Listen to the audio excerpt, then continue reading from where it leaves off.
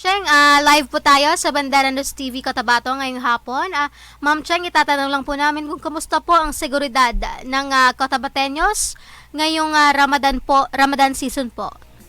Yes ma'am, magandang hapon po sa lahat at lalong-lalo po sa tagapakinig at nanonood sa inyong himpilan. Unang-una po ako ay bumabati ng Happy Ramadan po sa lahat ng ating mga brothers and sisters Muslims. Nawa po ay maging makabuluhan ang itong event na ito sa inyo. Yes po, in relation po Ma'am Jube, related sa ating sinasabing observance, yung ating mga kapulisan po ay kontudo pa rin pong pagbabantay, tuloy-tuloy pa rin po yung ating pag-ensure sa seguridad at safety po, lalong-lalo na po sa mga ating Muslims brothers and sisters, no.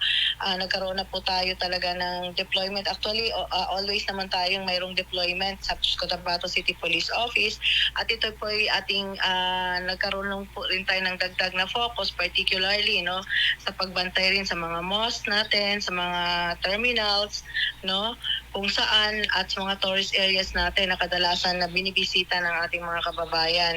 Yung ating police visibility, Sir Jube, Ma'am Jube, tuloy-tuloy pa rin yung pag-increase ng patrol and checkpoints po natin para maiwasan po natin na yung mga samantala sa event na ito, Ma'am Jube.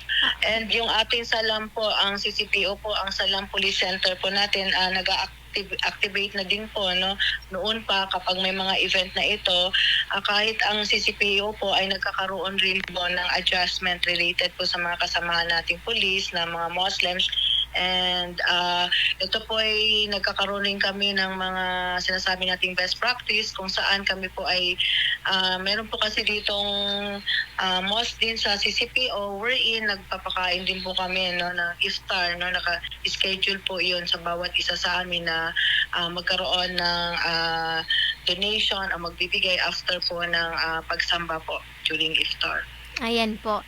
Ayan, Ma'am Cheng, maraming salamat po. Ayan po si Ma'am Rochelle Evangelista, spokesperson ng Cotabato City Police Office po. Magandang hapon, Ma'am Cheng. Magandang hapon, Ma'am Job, and uli, happy birthday sa iyo and happy Ramadan po sa lahat. Okay po, thank you. Bandera Reports Afternoon Edition.